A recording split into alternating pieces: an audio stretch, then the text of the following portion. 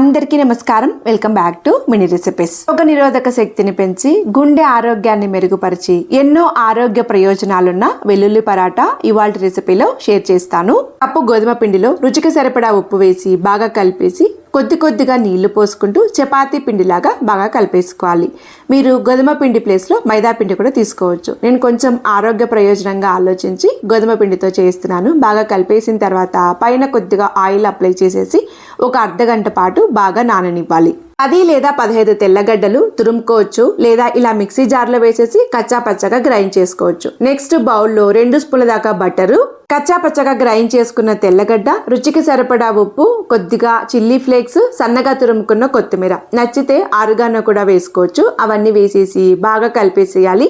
ఎంత మెత్తగా వీలైతే అంత మెత్తగా పేస్ట్ లాగా కలిపేసుకోవాలి. నెక్స్ట్ ఇక్కడ పిండి మనకు బాగా నానింది. ఒకసారి మళ్ళీ కలిపేసి మనకు నచ్చిన సైజులో ఉండల్లాగా చేసేసుకోవాలి. తిక్కేటప్పుడు అడుగున ఆయిల్ అయినా వేయచ్చు, లేదు ఇలా పిండి వేసేసి ఎంత పల్చగా వీలైతే అంత పల్చగా చపాతీలాగా తిక్కేసుకోవాలి. ఇలా పల్చగా తిక్కుకున్న తర్వాత ఇందాక మనం కలుపుకున్న వెల్లుల్లి పేస్ట్ చపాతీ అంతా అప్లై చేసేసి చపాతీని వెనక్కి ముందుకు ఫోల్డ్ చేసుకుంటూ రావాలి. ఇలా ఫోల్డ్ చేసేటప్పుడు మధ్యలో ఏదైనా గ్యాప్ ఉంటే అది క్లోజ్ చేసుకుంటూ వెనక్కి ముందుకు చాలా లేయర్స్ వచ్చేలాగా ఫోల్డ్ చేసుకొని చపాతీని గట్టిగా లాగి ఇలా రౌండ్ షేప్ లేక వచ్చేలాగా ఫోల్డ్ చేసుకోవాలి. మైదా పిండికి సాగే గుణం ఉంటుంది, గోధుమ పిండికి సాగే గుణం ఉండదు కాబట్టి గట్టిగా లాక్కుంటూ ఫోల్డ్ చేసిన తర్వాత అంత మందంగా లేకుండా అంత పల్చగా లేకుండా మీడియం మందంగా ఉండేలాగా తిక్కేసుకోవాలి. పరాటాని మరీ పల్చగా తిక్కేసామనుకోండి చల్లారిన తర్వాత చాలా గట్టిగా అయిపోతుంది. కాబట్టి కొంచెం మందంగా ఉండేలాగా తిక్కుకొని కాల్చేటప్పుడు పైన బటర్ కానీ లేక ఆయిల్ కానీ వేసేసి కాల్చేసుకోవాలి. నేను ఒక side butter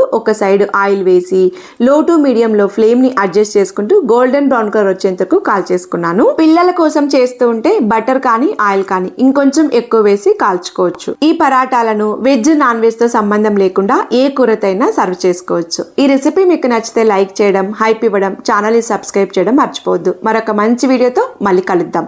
thank you so much for watching.